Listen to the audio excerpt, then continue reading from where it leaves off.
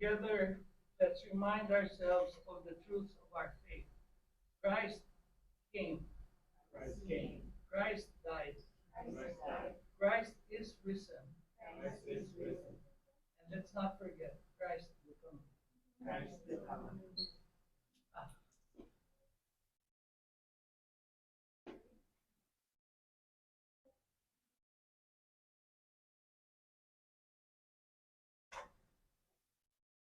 Ah, I asked Lo Wei to give a testimony.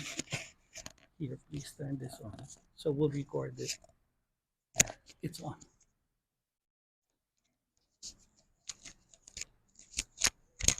Oh, hello everyone.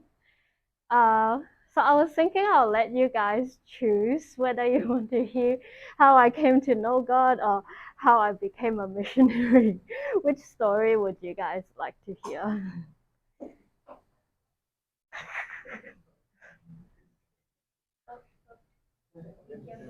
I can vote. Oh, how I came to know God. Put your hand up. And how I became a missionary. Can put your hand. Oh, okay. That was the second one. How I became a missionary. So bit of background about myself. So I studied journalism at university and then worked as a journalist for 3 years in Hong Kong with a newspaper. So I remember back when I was at university, I was also involved with the campus ministry, CCC in Hong Kong. And at that time, usually at the conferences, they would ask us, "Oh, would you uh,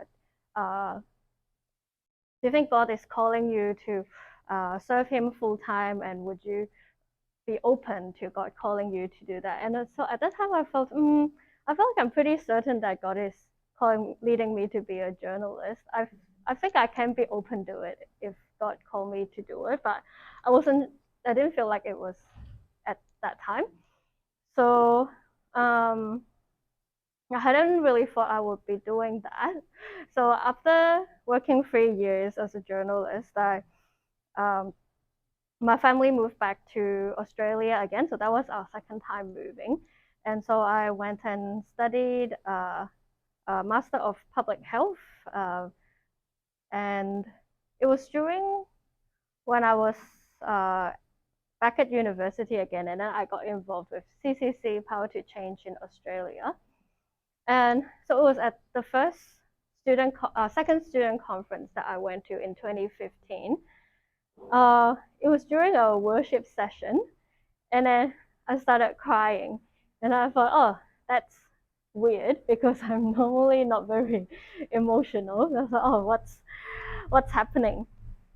And and then in my heart, I was thinking maybe God was asking me, why are you resisting the idea of full-time ministry work?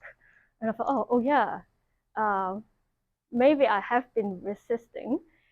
And I thought, oh, if God is asking me to do it now, I actually don't really have a reason to say no to it. And then so I thought, oh yeah, so why have I been resisting? And I think it was at that point that God convicted me of my pride, that I was feeling, oh, okay, if I finish my master's and then people ask me, oh, what are you doing now? And I was feeling, oh, I don't want to say that I'm going to be a missionary. That I realized, oh, I'm actually looking down on this work, which is not right, which I was thinking, yeah, actually getting to do God's work full time is such a blessing, privilege. And then so I started praying, oh God, I think I understand this rationally, but if you want me to do this, can you also help me emotionally see this? And also at the time in my mind was this very big harvest field of international students, because what I got to experience that year at university in Brisbane working with international students is that so a lot of them are just so open to hearing the gospel compared to my previous experience in Hong Kong of doing outreach. It was so hard, a bit like here in Japan, that it's so hard to find people to talk to, and then people are usually like, oh, I don't want to hear all these. But reaching out to international students in Brisbane, maybe because they're in a new environment, they are always, a lot of them are very open-minded and receptive, and also getting to journey with a few students that year, from experiencing them from not knowing God to receiving Jesus into their lives, and experience that how God transformed their lives. And for me, as someone who grew up in church, I realized I've always been taking a lot of these things for granted and being like, oh yeah, of course Jesus died for my sin, that kind of attitude. And then so it was also impactful for me seeing, oh, how important it is for someone to have Jesus in their life. And them coming to Australia to study is such a great opportunity for them to know that, because some people come from places like China, Japan, or even Muslim countries where maybe their whole life they've never met a Christian. And yeah, being in Australia is that great opportunity for them to hear. So yeah, and I realized the other reason why I've been resisting in my heart to full-time ministry is because I realized I still really want to do journalism work. So if I become a missionary, then I can't be a journalist anymore. Then I thought, oh, actually, that I got to study journalism and got to work as a journalist, that was all God's blessing to me. If God is asking me to do something else now and I say no to him because of what he blessed me with, then that doesn't make sense.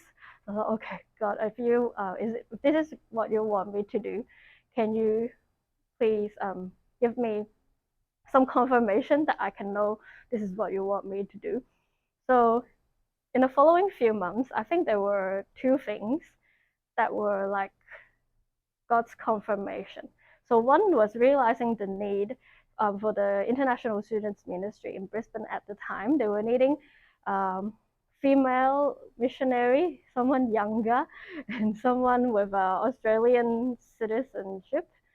And it's good to have someone from an international background and speak other languages that the students speak. And so I've realized that all these things God has given me that just fit the need.